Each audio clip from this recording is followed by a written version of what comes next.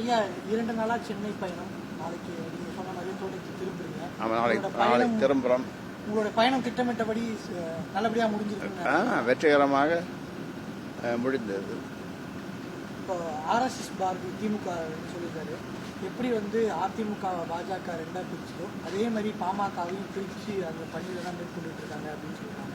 அதாவது கண்ணு, ஒவ்வொருத்தருடைய விருப்பம், அவங்க விருப்பத்தை அவங்க மனசில் இருக்கிறத எப்படி போகணும் எப்படி நடக்கணுன்றது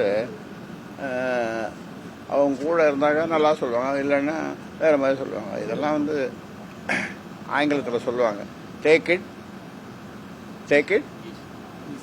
ஈஸி, டேக் இட் ஈஸி, அது மாதிரி நடத்திவிடும். இப்போ உங்களுடைய பாமகவுடைய தொண்டர்கள் எல்லாம் நம்ம வந்து வளர வேண்டிய இடத்துல இருக்கோம், வெற்றி பெறணும் இந்த தேர்தலில் நினச்சிருக்கோம்.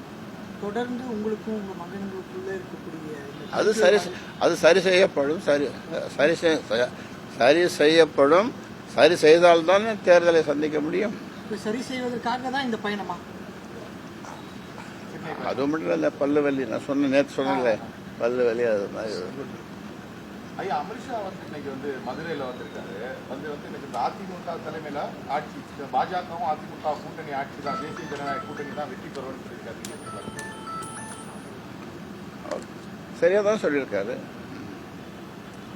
பாஜகவுடன் கூட்டணி செய்யறதுக்கான வாய்ப்பு இருக்காது.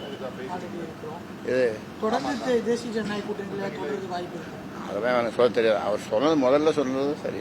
திமுக வந்து மக்கள் வெளியேற்றணும்னு நினைக்கிறாங்க, திமுக ஆட்சியிலிருந்து அகற்றணும்னு நினைக்கிறாங்க மக்கள், அவங்களே அகற்றுவாங்க. அமித்ஷா அகற்றணும்லாண்டியும் மக்கள் அகற்றுவாங்க திமுக. நீங்க எப்படி பாக்கலாம்? அதாவது இப்போ எதை பற்றியும் எந்த கட்சியை பற்றியும் குறை சொல்லுகின்ற நேரம் அல்ல. அது நேரம் வரும்போது கூட்டணி எந்த கூட்டணிங்க என்னன்றது போது அப்போ சொல்ல வேண்டிய கருத்துக்கள். நீங்க நல்ல செய்தி வரும்னு மதியமே சொன்னீங்க, விரைவில் வரும். வியாழக்கிழமைக்குள்ள வந்துருமா? வந்துடும். வியாழக்கிழமை வந்துடும். உங்களுடைய நண்பர்கள் அங்கே வந்து புடைசூழ வந்து நிற்பாங்க. 36 வியாழக்கிழமை சந்திச்சிருக்கான் வியாழந்தோறும்.